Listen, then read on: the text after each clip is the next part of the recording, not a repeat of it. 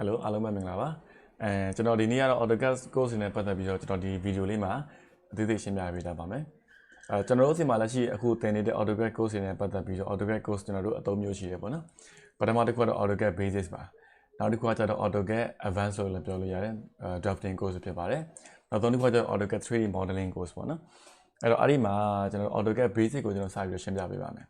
AutoCAD Basic ဆိုတဲ့ course ကကြတော့အခုမှ AutoCAD ကိုစပြီးလေ့လာမှသူတွေအတွက်အဆင်ပြေပါတယ်လုံးဝထိတက်မှုမရှိဘူးအခုမှလုံးဝ beginner level ကစပြီးတော့ AutoCAD software စလေ့လာခြင်းတဲ့သူတွေအတွက်အဆင်ပြေပါတယ်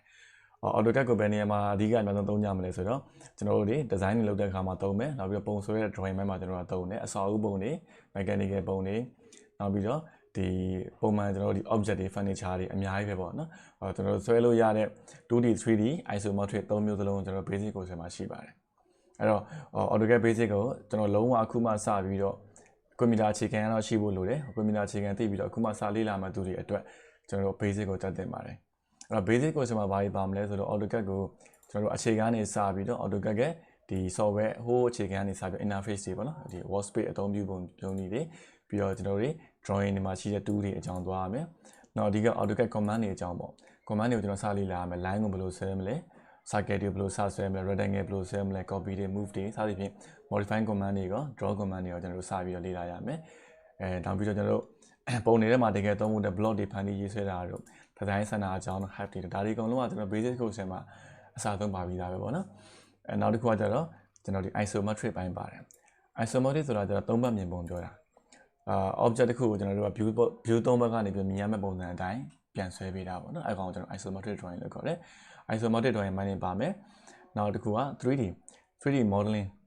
modeling basis ပေါ့နော်ကျွန်တော်တို့ဒီ 3D ဘိုင်းမှာတော့သူက basic နဲ့ advanced ရှိတာပေါ့ဒီ basic course ထဲမှာဆိုလို့ရှိရင်ကျွန်တော် 3D ဘိုင်းကိုလည်းကျွန်တော်တို့ modeling အခြေခံကျွန်တော်ဒီထဲမှာထည့်ပေးထားတယ်အဲ့တော့ basic လေ့လာမဲ့သူတွေက AutoCAD ကို 2D ဆွဲလို့ရမယ်နောက်ပြီးတော့ isometric drawing ဆွဲလို့ရမယ်နောက်တစ်ခုက 3D ဆွဲလို့ရမယ်အဲ့တော့အဲ့ဒါရသွားပြီဆိုလို့ရှိရင်ကျွန်တော်တို့advanced တက်ချင်တာဖြစ်ဖြစ်ဒါမှမဟုတ်ကျွန်တော်အခြေခံ basic level ကျွန်တော်ပုံတွေစပြီးဆွဲလို့ရတယ်အစာအုပ်ပုံတွေ plan ပုံတွေနောက်တစ်ခုကျွန်တော်ဒီ object 3D ပုံတွေပေါ့နော်အဲ့လိုမျိုးစဆွဲလို့ရတယ်ဒါက AutoCAD basic ကိုအကြောင်းအဲ့တော့ AutoCAD basic သိသွားပြီဆိုလို့ရှိရင်ကျွန်တော်တို့ဒီမှာ AutoCAD ရဲ့ advanced ပေါ့နော်sorry ကျွန်တော်ဒီဘက်မှာတော့ကျွန်တော်တို့ဒီ basic course level မှာဒီမှာစမှတ်ရလေးကျွန်တော်ရေးပေးထားတယ်ပေါ့နော်ကျွန်တော်တို့ဒီ course တွေအားလုံးကိုကျွန်တော်တို့က3ရက်နဲ့ Zoom meeting တည်းစုစုပေါင်း4ရက်သွားရမယ်3ရက်နဲ့ Zoom meeting တည်းဆိုတဲ့အတိတ်ပဲက3ရက်ကကျွန်တော်တို့ပုံမှန်တိုင်းပဲ video upload နဲ့သွားရမယ်ကျွန်တော် video recording တွေ unit လိုက်ဖမ်းမိတာတွေကိုကျွန်တော်တို့ဒီ3ရက်ပေါ့နော် unit လိုက်ပေါ်တဘူးတလာပြီတောက်ကြတဲ့ဒီမှာကျွန်တော်စလေ့လာရမယ်အဲ့ဒါပြီးသွားလို့ရှိရင်ကျွန်တော် Zoom meeting ကျွန်တော် live online တရက်ကိုကျွန်တော်အချိန်ပေးရမယ်အဲ့ဒါ Sunday တရက်ပေါ့ Sunday တရက်ကိုကျွန်တော်တို့အားလက်ချင်းညှိပြီးတော့အဲ့ဒီရက်မှာကျွန်တော်တို့ဒီခြေက3ရက်မှာမရှင်းတာဖြစ်ဖြစ်ဒါမှမဟုတ်စာမေးချင်တာဖြစ်ဖြစ်ကျွန်တော်အဲ့ဒီရက်ကိုတော့အချိန်ပေးရမယ်အဲ့ဒီရက်မှာတော့ကျွန်တော်တို့မဖြစ်မနေပေါ့နော်အဲ့ဒီရက်ကိုတော့ကျွန်တော်တို့ Zoom နဲ့လိုက်ပြီးတော့စာသင်ပေးရမယ်ဗျအဲ့တော့ကျွန်တော်စုစုပေါင်း4ရက်သွားရမယ်3ရက်ကိုကြတော့ပုံမှန်တိုင်းပဲ offline video upload နဲ့သွားမယ်ကျွန်တော်1ရက်ကိုတော့ကျွန်တော်တို့ Zoom မှာပဲ meeting သဘောမျိုးသင်ပေးရမယ်အဲ့တော့ရှေ့3ရက်ကကြတော့ကျွန်တော်တို့live ထိုင်ကြမရှိတာဖြစ်တဲ့ကြောင့်မလို့ကျွန်တော် video upload တင်လိုက်မယ်ပေါ်တဲ့ခုနေ့မှာလည်းကျွန်တော်တို့ဇာတာရင်းနေကြည့်ဒါဇာတာရင်းနေမှာအားလည်းဇာတာရင်းနေညာကြည့်စသည်ဖြင့်အားတဲ့ချိန်မှာကျွန်တော်ပြန်ပြီးကြည့်သွားပေးရမယ်ဟုတ်ပြီနော်အားချိန်မှာပြန်ကြည့်သွားပေးရမယ်အဲ့3ရက်စာကိုကျွန်တော် Sunday မတိုင်ခင်မှာကျွန်တော်တို့ပြီးအောင်တော့ကြည့်ပေးရမယ်အဲ့ဒါပြီးသွားပြီဆိုလို့ချင်း Sunday ရက်မှာကျွန်တော်ဒီ3ရက်ကအဆင်မပြေတဲ့နားမလဲတဲ့ဒီအကြောင်းအရာတွေကိုကျွန်တော်ပြန်ပြီးတော့ discuss ပြန်ဆွေးနွေးရမှာပေါ့နော်အဲ့လိုတရားကိုကျွန်တော် Sunday ရက်ကိုတော့ online နဲ့သွားရမယ်ဗျကျွန်တော်3ရက်ကကြတော့ video upload နဲ့ပဲသွားပေးရမယ်သင်တန်းကာလတော့ကျွန်တော်တစ်လခွဲသွားမယ်တပတ်ကိုကျွန်တော်4ရက်ဖြစ်သွားတာဖြစ်တဲ့ကြောင့်လို့သင်တန်းကာလတစ်လခွဲဖြစ်သွားမယ်ပေါ့နော်အဲ့တော့သင်တန်းကြီးတွေကကြတော့ကျွန်တော်ဒီတစ်ခေါက်တွေကိုအားလုံး 30% နဲ့ကျွန်တော် short ပေးရတာဖြစ်တဲ့ကြောင့်လို့ပုံမှန်basic course က9000ဒါပေမဲ့ကျွန်တော်ဒီတစ်ခေါက်မှာတော့9000နဲ့6000ပဲတင်ရမှာဖြစ်ပါတယ် okay ဒါက basic course နဲ့ပတ်သက်ပြီးတော့နောက်တစ်ခုကျတော့ drafting course ပေါ့နော် AutoCAD advanced ပေါ့advanced ကကျတော့ကျွန်တော်ဒီနေ့မှာဘယ်လိုကြည့်ရလဲဆိုတော့ကျွန်တော် basic တော့တက်ပြီးသွားပြီဒါတချို့ကကျတော့ကျွန်တော်တို့စီမှာတက်တာမဟုတ်ဘူးဗျာအခြားနေရာမှာ basic တွေပြီးသွားတယ်ဒါမှမဟုတ်ပါဘူး study လုပ်ပြီးတော့ basic ပြီးသွားတယ် basic ပြီးသွားတဲ့အချိန်မှာကျွန်တော်တို့ကအလုပ်ငန်းခွင်ထဲမှာ AutoCAD drafting လုပ်ဖို့အတွက်စပြီးတော့ advanced level တခုကိုကျွန်တော်ဆက်ပြီးတော့ join ရမယ်အဲ့ဒါကျတော့ basic ပြီးသွားတာဆိုလို့ရှိရင်ကျွန်တော်တို့ကလုပ်ငန်းခွင်ထဲမှာတကယ် drafter လုပ်ဖို့တော့တော်တော်ချင်းမလုပ်သေးဘူးပေါ့နော် basic ကကျွန်တော် AutoCAD software တွေဘယ်လိုကင်သုံးမလဲပုံတွေဘယ်လိုဆွဲမလဲဘ လိုတူးစင်နေဘယ်လိုသုံးရမလဲဆိုတော့အခြေခံကျွန်တော်ပုံစံနည်းပဲရှာသေးတယ်တကယ်လုပ်ငန်းခွင်ထဲမှာ project တွေကျွန်တော်တို့ကသုံးဖို့တဲ့ advanced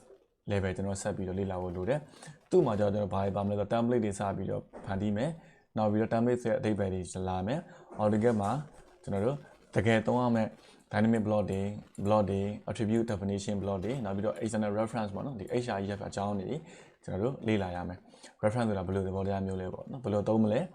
ဲနောက်တစ်ခုကlayoutပိုင်း layout မှာကျွန်တော် viewport တွေနောက် page setup လုပ်တဲ့ဥစ္စာတွေနောက်ဒီ title block တွေဆွဲတာတွေနောက်တစ်ခုကကြတော့ကျွန်တော်တို့ရဲ့ဒီ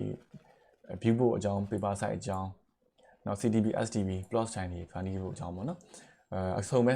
ကျွန်တော်ဒီထဲမှာ AutoCAD နဲ့ပတ်သက်တဲ့ advanced ကျွန်တော်သိစရာအကုန်လုံးကျွန်တော်ဆက်ပြီးလေ့လာရအဲ့ဒါတွေသိတဲ့အခါကျလို့ရှိရင်ကျွန်တော်လုပ်ငန်းခွင်မှာ AutoCAD drafting လုပ်ဖို့အတွက် AutoCAD နဲ့လုပ်ဖို့အတွက် ready ဖြစ်သွားအောင်လို့ကျွန်တော်အကောင့်တွေစပြီးလေ့လာရမယ်ပေါ့နော်အဲ့တော့ရှေ့မှာလည်းကျွန်တော် AutoCAD ဒီ project training ဆိုပြီးတော့လည်းကျွန်တော်ဒီ course ကိုကျွန်တော်သင်မှုတယ်နောက် AutoCAD ဒီ drafting course ဆိုတော့ကျွန်တော်သင်မှုပါတယ်အဲ့တော့ကျွန်တော်တို့ကဒီ course ကိုစပြီးတော့ဖန်တီးရဖြစ်တဲ့အကြောင်းမလို့ course တွေပြန်ပြီးတော့ပြင်ရတာရှိတယ်ဒီ course ကကျွန်တော်ရဲ့ mobile course ပေါ့နော်ကျွန်တော် AutoCAD နဲ့အလုပ်လုပ်ပြီးတော့ရလာတဲ့ knowledge တွေကိုပြန်ပြီးတော့ဒီ course မှာပြန်ပြီးတော့ပေါင်းပြီးတော့ကျွန်တော် course ပြန်ထုတ်ထားတာအားဒီအတွက်ကျွန်တော် course တွေကတစ်ခေါက်သင်လိုက်တယ်တစ်ခါကျရင်မလိုအပ်တဲ့ကောင်တွေကျွန်တော်ရှိတယ်ကျွန်တော်ပြန်ဖြုတ်ပစ်တယ်နောက်တစ်ခေါက်သင်လိုက်တယ်ဒီ course ကဒီဘိုင်းကိုကျွန်တော်ပြန်ထည့်မယ်ပေါ့ဒီဘိုင်းကကျွန်တော်မလိုအပ်ဘူး modify ပြန်လုပ်တယ်စသဖြင့်ကျွန်တော် course ကိုကျွန်တော် account ထဲမှာပြန်ပြီးတော့ပြောင်းပေးရတယ်အဲ့တော့ဒီနောက်ပိုင်းရောက်လာလေကျွန်တော် course ကပို့ပြီးတော့ edit လုပ်ပြီးတော့ပို့ပြီးတော့ပြည့်စုံဖြစ်လာတယ်ပေါ့ရှေ့ကမလိုအပ်တဲ့ course ကိုကျွန်တော်ဖြုတ်ပြရတာရှိတယ်မလိုအပ်တဲ့အကြောင်းအရာကျွန်တော်သင်ပြီးွားပြီဆိုလို့ရှိရင်ဒီကောင်ကတော့သိမလို့အပ်ဘူးဒါမှမဟုတ်ဒီကောင်ကတော့ကျွန်တော်နည်းနည်းပြန် short ဘယ်ရတော့ပြန်တိုးပေါ့အဲ့လိုမျိုးကျွန်တော်အများနဲ့ modify လုပ်ရတယ်ဘာကြောင့်လဲဆိုတော့ဒီ course ကကျွန်တော်ရဲ့ကိုယ်ပိုင် course ဖြစ်တာဖြစ်တဲ့ကြောင့်အများနဲ့ update တော့ကျွန်တော်ပြန်လုပ်တယ်အရင် basic ကိုကကြတော့ဗျာ AutoCAD basic course outline ဆိုပြီးတော့ AutoCAD မှာ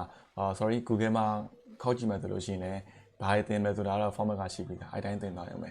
ဒီကျွန်တော်ရဲ့ဒီ project base ပေါ့နော်ဒီ drafting course မှာကြတော့ကျွန်တော်တချို့အရာဆိုကျွန်တော်မကြိုက်ဘူးပြန်ဖြုတ်တယ်တချို့ပုံနေဆိုလို့ရှိရင်ကျွန်တော် exercise တွေထပ်ပြီးတော့တိုးဖို့လိုတယ်ပေါ့နော်အဲ့လိုမျိုးကိစ္စတွေဆိုကျွန်တော်ထပ်တိုးတယ်ပေါ့အဲ့လိုမျိုးကျွန်တော်တို့အများနဲ့တော့ကျွန်တော် modify လုပ်ရတယ်ဒီတစ်ခေါက်လည်းကျွန်တော်တို့ modify လုပ်တယ်နောက်ပုံလေးချင်းမဲ့ပုံကျွန်တော်များထည့်ပေးတာအရင်ခေါက်တွေမှာတော့ကျွန်တော်စာတွေရမ်းကြီးများတယ်ဗျစာတွေများလေးချင်းမဲ့ပုံသိမရှိဘူးနော်အဲ့တော့ဒီတစ်ခေါက်တွေကျတော့ကျွန်တော်စာနည်းနည်းလေးမလိုတဲ့ကောင်ကျွန်တော်ပြန် short လိုက်တယ်ကျွန်တော်တကယ် practice လုပ်ရမယ့်ပုံတွေကိုကျွန်တော် exercise တွေများများကျွန်တော်ထည့်ပြီးတော့ပြန်ပြင်ထားတယ်ပေါ့နော်အဲ့တော့ဒီ drafting course ကကြတော့ကျွန်တော်သိသလောက်ကျွန်တော်တို့ဒီ AutoCAD နဲ့ပတ်သက်ပြီးတော့အဆုံးပေါ့နော်ကျွန်တော်ဒီမှာသိဖို့လိုအပ်တဲ့အကြောင်းအရာတွေကျွန်တော်အားလုံးစုပြီးတော့သင်ပေးသွားမှာပဲ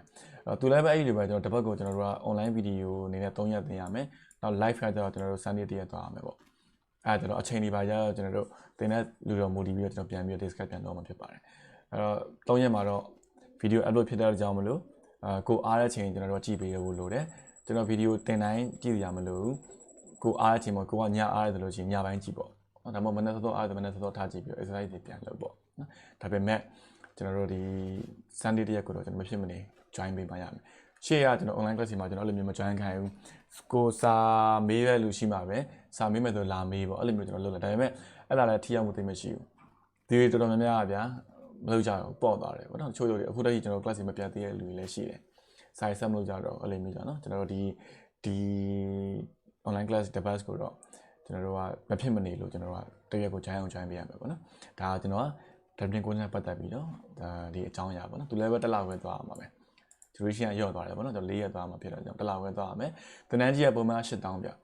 ဒါကျွန်တော်ကဒီ8000ဆိုတာကပုံမှန်အပြင် course နဲ့ပတ်သက်လို့ရှိရင်တော့သင်တန်းကြီးကနည်းတယ်ဒါပေမဲ့လူအများကြီးလက်တက်နိုင်အောင်လို့ကျွန်တော်တို့ price တွေ face ကိုအများကြီးမယူထားပါဘူးသူအများကြီးဆို3သိန်းခွဲသွားတယ်ကျွန်တော်တို့ကတော့8000ပဲဒါပေမဲ့ကျွန်တော်ဒီ covid ကာလမှာ online class ဖြစ်တဲ့ကြောင့်မို့ကျွန်တော် 20% ထပ်ပြီးတော့ short တာဖြစ်တဲ့ကြောင့်မလို့တကယ်သွင်းရမှာက4000နဲ့6000မှာကျွန်တော်သွင်းရမှာဖြစ်ပါတယ်နောက်အဲ့ဒါပြီးတော့ကျွန်တော် 3D modeling class ကိုရောက်သွားတာပေါ့နော်3D modeling class ကိုကျွန်တော်ဒီနေ့မှာဘယ်လိုပြောချင်လဲဆိုတော့3D class ကကျွန်တော်တကယ်လိုအပ်လာတော့ပထမတစ်ချက်အရင်စဉ်းစားတာပဲပေါ့နော်အားလုံးကိုကျွန်တော်မတက်စေချင်ဘူးဆိုတော့ AutoCAD 3D တကယ်အလုပ်ငန်းခွင်ထဲမှာတကယ်သုံးဖို့လိုလားကိုကျွန်တော်ပြန်ပြီးတော့စဉ်းစားစေချင်တယ်ဥပမာဆိုကြပါစို့တချို့ကတော့ AutoCAD 2D ပြီးသွားပြီ 3D တက်ဖို့လိုတယ် 3D တက်ချင်တယ်ပေါ့နော်အဲ့တော့တကယ်တမ်းလုပ်ငန်းခွင်ထဲမှာ AutoCAD နဲ့တကယ် 3D ဆွဲမှလာပေါ့နော်ဘာကြောင့်လဲဆိုတော့ကျွန်တော်တို့ဒီအခုချိန်မှာSketchUp တို့ V-Ray တို့လည်း update တွေအများကြီးထွက်လာတယ်နောက်ပြီးတော့ Revit လိုမျိုး 3D modeling ကောင်းကောင်း parametric modeling paint software တွေလည်းအများကြီးအဆင်ပြေလာတယ်ဆိုတော့ AutoCAD နဲ့ဆွဲမဲ့အစားကျွန်တော်တို့ကတခြား ဒီ software နဲ့ဆွဲလို့ရမယ်ဆိုလို့ရှိရင်ကျွန်တော်က3D ဘိုင်းအောင် AutoCAD ကိုတိတ်အရန် force မလုပ်စေချင်ဘူးပေါ့နော်ဥပမာဗျာကျွန်တော်တို့ဒီ project တစ်ခုဆွဲမယ်ဆိုကြပါတော့ကျွန်တော် client ကိုပြတင်တယ်ကျွန်တော် 3D modeling တစ်ခုဆွဲမယ်အဲ့ဒီအတွက် AutoCAD ကိုတတ်မှာလားအဲ့ဒါဆိုလို့ရှိရင်ကျွန်တော်ကတိတ်အားမပေးဘူး recommend မပေးဘူးအဲ့လိုမျိုးထပ်စားလို့ရှိရင်ကျွန်တော်တို့ဒီကိုဘယ်အောင်သုံးမလဲပေါ့နော် interior ရေသုံးနေတယ်ဆိုလို့ရှိရင်ကျွန်တော် sketch ဒါမှမဟုတ် 3D mask ဘိုင်းကိုကျွန်တော်သွားစေချင်တယ်ဒါမှမဟုတ်ကျွန်တော်တို့ဒီ 2D drawing နဲ့ထုတ်စေချင်တယ်ဘင်းနဲ့နောက်ပိုင်းကိုဆက်သွားဖို့ရည်ရွယ်ထားရတယ်ဆိုလို့ရှိရင်တော့ကျွန်တော်ကတော့ Revit ကိုသွားစေချင်တယ်အားလုံးက 3D modeling software တွေပါပဲနော်အဲ့တော့ AutoCAD နဲ့မဖြစ်မနေ 3D ဆွဲဖို့လိုအပ်တယ်ဒါမှမဟုတ် AutoCAD ကိုကျွန်တော်တို့လေ့လာခြင်းတယ် 3D လေ့လာခြင်းတယ်ဆိုမှပဲကျွန်တော်ကတက်စေခြင်းတယ်ပုံမှန်ပြဘယ် software နဲ့ဖြစ်ဖြစ် 3D ကြားလို့ရတယ် 3D ဆွဲခြင်းတယ်ဆိုလို့ရှိရင်တော့ကျွန်တော် AutoCAD အစားSketchUp တို့ဒါမှမဟုတ် Revit တို့ဟိုကျွန်တော်က join စေခြင်းတယ်ပေါ့နော်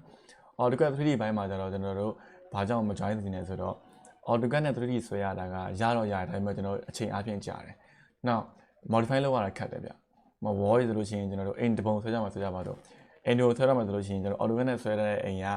ဆွဲလို့ရတယ်ဒါပေမဲ့ပြန်ပြီးတော့ပြန်ပြင်တဲ့အခါမှာအချိန်အများကြီးပေးရတယ်တခြားသော software နဲ့နှိုင်းယှဉ်နိုင်မယ်ဆိုလို့ရှိရင်ကျွန်တော်အဆင်မပြေဘူး Revit ဆိုလို့ရှိရင် Revit နဲ့ AutoCAD နဲ့နှိုင်းယှဉ်ကြည့်မယ်ပေါ့နော်အဲ့တော့ AutoCAD မှာ 3D ဆွဲလို့ရတယ် Revit မှာလည်း 3D ဆွဲလို့ရတယ်ဒါပေမဲ့ AutoCAD 3D ကအိမ်တစ်လုံးဆွဲရဖို့အတွက်ကျွန်တော်45မိနစ်လောက်ကြာရတယ်ဆိုလို့ရှိရင် Revit မှာဆိုလို့ရှိရင်ကျွန်တော်မိနစ်20လောက်နဲ့ပဲကျွန်တော်တို့ဆွဲလို့ရတယ် time ကအရန်ကွာသွားတယ်နောက်တစ်ခုကျပြန်ပြင်တဲ့အပိုင်းမှာ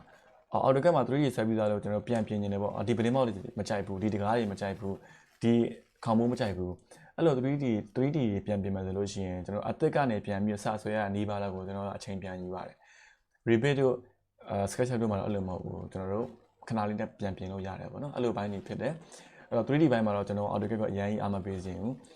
မဖြစ်မနေ AutoCAD 3D တက်ချင်တယ်ဒါမှမဟုတ်လေ့လာခြင်းတယ်ဆိုလို့ရှိရင်တော့တက်ပေါ့နော်အဲ့AutoCAD အခြေခံလောက်သိပြီဆိုလို့ရှိရင်လည်းကျွန်တော် 3D ကို command လေး5ခုလောက်ကိုပဲ YouTube အဖြစ်လေ့လာပြီးတော့ 3D ဘက်ကိုရှားတော့ SketchUp တို့ Revit တို့လည်းမျိုးကျွန်တော်စိုက်ပြီးလေ့လာရတာပို့ပြီးတော့အကျိုးပိုရှိတယ်လို့ကျွန်တော်အဲ့လိုပဲမြင်ပါတယ်အဲ့တော့အကယ်၍တက်မှဆိုရင်တက်လို့ရတယ်အများကြီးမလို့ဆိုလို့ရှိရင်တော့တခြား software ဘက်ကိုလေ့လာနေကြပါတယ် Okay ကျွန်တော်ဒီ course နဲ့ပတ်သက်ပြီးတော့မရှင်းတာရှိရဆိုလို့ရှိရင်ကျွန်တော်ကို comment box မှာမေးလို့ရပါတယ် Okay အားလုံးအဆင်ပြေကြပါစေ